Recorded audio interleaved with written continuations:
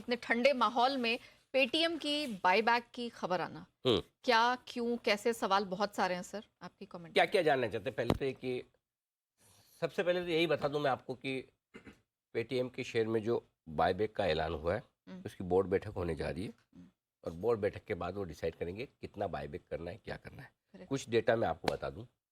IPO आया था Paytm का, 2150 रुपये की इशू प्राइस थी। लिस्टिंग थोड़ी नीचे हुई, 9-10 रुपये नीचे, 9-10% नीचे, 1950 के आसपास। और अभी हाल ही में 24 नवंबर वो डेट थी जहां बहुत सारे सौभाग्यशाली लोगों को सबसे लोएस्ट लेवल पर पेटीएम खरीदने का मौका मिला। वो था 440 के आसपास। करेक्ट। गिर गया ठीक था। है, वो बहुत कम ही होंगे, हम्म, ज़्यादातर सब 2150 वाले ही बैठे सही हैं। बात है। और पेटीएम ने एक ट्रेंड भी सेट किया न्यू एज कंपनियों के बारे में।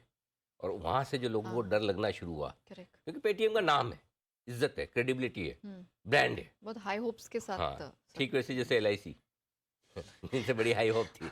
हाँ, और अभी तक कुछ नहीं हो रहा। लिस्टिंग के बाद से लगातार गिरते गिरते अभी 1 साल हो गया लिस्टिंग को। इनको इन्होंने करेक्ट। लिस्टिंग मेरे ख्याल से 24 नवंबर लास्ट 18 नवंबर को की थी लास्ट ईयर।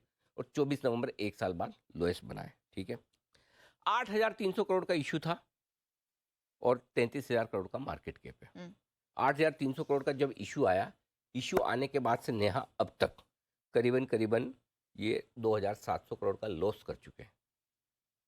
ठीक है, कैश जो पुराना इशू का पैसा बचा है लगभग 5,500 करोड़, प्लस और कैश जो है कंपनी के पास, वो मिलाकर 9,000 करोड़ का कैश है। हम्म, 9,000 करोड़ का कैश है, 33,000 करोड़ का मार्केट कैप है।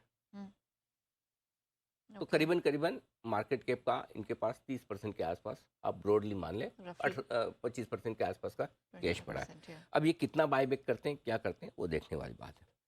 आज स्टॉक कितना बढ़ सकता है, उससे पहले मैं बायबैक से जुड़े हुए आपको कुछ बेसिक चीज़ समझाना चाहता हूँ। इसीलिए मैं कह रहा हूँ कि समझिए पेटीएम के बायबैक की ABCD। बायबैक करने के 6 कारण होते हैं मेरी समझ से।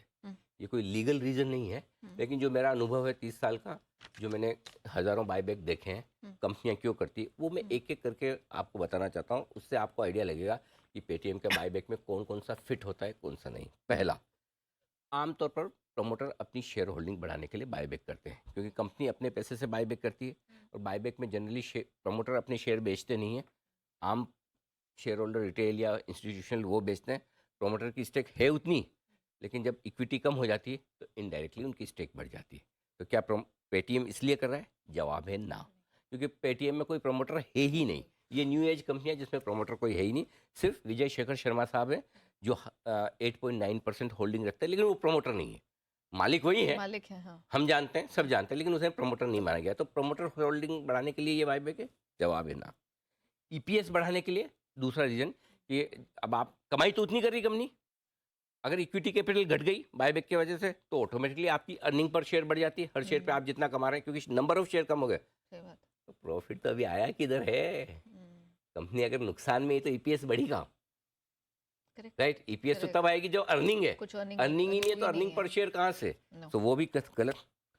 तीसरा, शेयर के दामों को सपोर्ट करने के लिए, जब शेयर के दाम बहुत घट जाए, दाम को सपोर्ट करने के लिए बायबैक करना चाहिए। हाँ, ये बात ठीक लगती है। पॉसिबल रीजन, हाँ। हाँ, साल भर के निचले स्तरों पर हो, इश्यू प्राइस से एक चौथाई से रह गया हो, हाँ। तो फिर शेयर के, तो ये एक बड़ा कारण हो सकता है जो वो कर रहे हैं। अगला कारण, आमतौर पर कंपनियों के पास एक्सेस कैश है, बहुत पैसा पड़ा है, क्या करें, कुछ नया बिजनेस नहीं करना है, जो पुराना बिजनेस है उसमें हमें लगाना नहीं है, तो फिर जो कैश पड़ा है उसका इस्तेमाल कर ले। जैसे TCS, विप्रो, वो इन्फोसिस, सब करती करते हैं ना रहती है, बायबैक। अक्सर ढेर करती सारा कैश आ रहा है, या चलो, तो म्यूचुअल फंड में, मान FD लो, में रखें, हाँ। हाँ। नए एक्विजिशन करें, या करेक्ट। शेयर होल्डर को दे दें, तो वो शेयर होल्डर को देते हैं। तो क्या पेटीएम के पास भी यही चीज़ है? लॉस पे लॉस हो रहा है हर क्वार्टर, तो कैश की तो आपको ज़रूरत पड़ेगी, जरूरत आगे पड़ेगी। पीछे पड़ेगी ही पड़ेगी, तो ये और नई चीज़ें करने के लिए भी पड़ेगी। तो कैश का इस्तेमाल करने के लिए buyback not a great idea. Paytm को दिस देखकर is probably not the reason. Not the great idea, question mark है मेरा। अच्छा। विजय शेखर शर्मा साहब समझाएंगे, कभी आएंगे तब, ठीक है। कि वाकई में इस वजह से क्या। शेयर होल्डर्स को फ़ायदा देने के लिए, क्योंकि शेयर होल्डर्स दुखी तो हैं, ऑफ कोर्स। 100% है। तो अब फायदा देने का तरीका क्या है? या तो आप कंपनी प्रॉफिट में आए, अच्छा पैसा बनाए, और शेयर का दाम बढ़े, वो तो होते हुए जल्दी दिख नहीं रहा। तो फिर चलो बायबैक देकर ही शेयर के भाव को सपोर्ट करें, तो कम से कम शेयर होल्डर को इतना कंफर्ट, कॉन्फिडेंस तो आ जाए कि और गिरेगा नहीं। ये कारण सही हो सकता है। और आखिरी कारण, ये बहुत इंटरेस्टिंग है।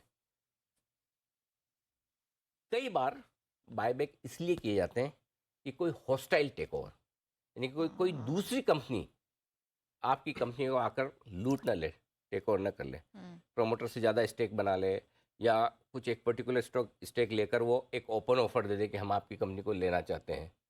हमारे यहाँ कम होता है, विदेशों में भरपूर होता है हॉस्टाइल टेक ओवर। अच्छा, हॉस्टाइल टेक ओवर की फंडिंग भी की जाती है, वहाँ पर इंस्टीट्यूशंस हैं जो फंड करते हैं, जितने पैसे चाहिए हमसे ले जाओ, हॉस्टाइल टेक ओवर करो। हाँ हाँ, इस तरह का माहौल है। तो क्या पेटीएम को कोई हॉस्टाइल टेक ओवर करने की सोच सकता है? इसके ऊपर मैंने 4 स्माइली बनाई है। हर तरह के विचार है इसमें, आंख मारने वाले भी हैं, विंक करने वाले, क्वेश्चन मार्क वाले भी हैं, स्माइल वाले भी हैं। ये कारण इंटरेस्टिंग है। वैसे तो प्रमोटर कोई है नहीं, लेकिन है तो विजय शेखर शर्मा साहब ही, 9% हिस्सेदारी रखते हैं। क्या कोई ऐसा है जो पेटीएम की brand, credibility, spread, market share, हर चीज़ को देखकर पेटीएम को देखकर मुंह में पानी आता हो, और ये विजय शेखर शर्मा साहब को पता हो, और वो सोचें कि चलो बायबैक करके थोड़ा सा मजबूत किया जाए सिचुएशन को? ये बड़ी इंटरेस्टिंग चीज़। इसमें क्वेश्चन मार्क बहुत सारे हैं, इसके जवाब हमारे पास नहीं, समय देगा, लेकिन बट आपने अब सवाल, अब बर्निंग क्वेश्चन खड़ा कर दिया। तो ये सारे रीजन है। अब रहा सवाल शेयर होल्डर्स के लिहाज से उनके लिए क्या है। 2 चीज़ें हैं। पहली चीज़, जो आपका लो बना है अभी नवंबर के महीने में 24 नवंबर 440, अब एक बार के लिए आपके शेयर का दाम का ये बॉटम हो गया। ठीक है, तो कम से कम आपकी नीचे की रिस्क, आपको खड्डा पता है कि कितना गिर सकते हैं, राइट? तो 440, 450 से 500 पेटीएम के लिए स्ट्रॉन्ग सपोर्ट रेंज होगी। अब इसके नीचे जल्दी से नहीं जाएगा, अनलेस की बायबैक की बहुत ही गंदा लेके आए। गंदा मतलब बहुत छोटा सा और बहुत कम प्राइस वाला, और वो भी ओपन मार्केट परचेज है, न कि टेंडर ऑफर, तब तो जाना है। मतलब अगर वैसा बायबैक लाना है तो फिर लाना भी नहीं चाहिए इनको, लाना भी नहीं चाहिए। हाँ, इससे तो बढ़िया नहीं लाए हुए ठीक थे। तो आई एम श्योर कि पेटीएम का बोर्ड सोच समझकर अच्छी प्राइस पर बड़ा बायबैक लेकर आएगा, और अच्छी प्राइस पर लाएगा। अगर टेंडर ऑफर से लाए तो और अच्छा, ठीक है? तो आपका पहले नीचे का लेवल। अब आज कितना बढ़ सकता है? मेरे हिसाब से आज कल 1-2 दिनों में जो भी हो, 550 से 565, 10-12-13%, ये इतनी अपसाइड पेटीएम में बन सकती। उसके बाद देखा जाएगा, उतनी दिखती है, ठीक है, उतनी दिखती है। इसका मतलब ये नहीं कि अगर 520-25 खुले तो आप आज आ जाओ, 25 रुपये तो और बढ़ेगा लेना। अब ये 25 रुपये के लिए लेने वाला स्टॉक नहीं है। करेक्ट, आपके पास है, पड़ा है, रखिए, बायबैक देखिए, बायबैक देखने के बाद डिसाइड करिए कितना बायबैक आता है, किस प्राइस पर आता है। ये आपके लिए पूरा बायबैक का विषय है। चलिए, तो बिल्कुल, मतलब ये अब एक इंटरेस्टिंग डेवलपिंग स्टोरी है जिस पर हमारा फोकस रहेगा 13 दिसंबर को। हाँ, जो पिछले महीने भर से मैं कह रहा हूँ, अब फिर से कहना चाहता हूँ, हाँ, जितने भी न्यू एज कंपनियां हैं, हाँ, पॉलिसी बाजार, जोमेटो, पेटीएम, और भी 1-2 नाम, हाँ, तो अब इनके लिए जो बॉटम लेवल से वो आ गए, अब जल्दी से वो नहीं टूटेंगे, धीमे धीमे अपसाइड बनेगी। उसका रीजन है कि सबके एंकर लॉक इन खुल गए, सबकी जो सप्लाई आनी थी आ गई, सब में नए तरह के इन्वेस्टर्स आ गए जो नई सोच के साथ आए और कुछ समय होल्ड करने के लिए आए।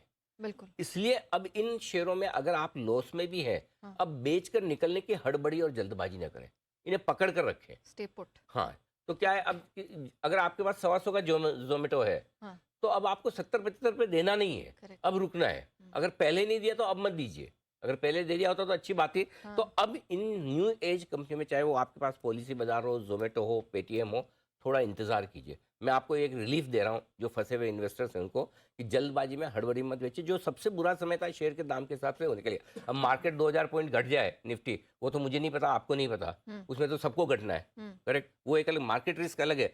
बट जो न्यू एज आईपीओ की जो रिस्क थी, सेलिंग प्रेशर की, लगातार सप्लाई की, नायका वगैरह, अब ये काफी हद तक कम हो गई। कोई 1-2 स्टॉक में रह सकती है, बट ब्रॉडली इन कंपनियों के लिए अब सबसे बुरा समय था वो पीछे रह गया। ये रिलीफ की बात है। सर, ये आपने अच्छी बात कही, ये मैं इसलिए कह रही हूँ क्योंकि हम जब कॉलर बेस्ड शो भी करते हैं, जी, सबसे ज्यादा सवाल इस पे आते हैं। हर दिन 1 या 2 न्यू एज कंपनीज आती हैं, जी, और फिर कोई एनालिस्ट वहां पे जवाब देना नहीं चाहता है, तो ये बड़ी मायूसी की बात होती है। ठीक है, आप लोगों के लिए रिलीफ की बात है। अगर है, शांति से बैठिए, हड़बड़ी मत कीजिए।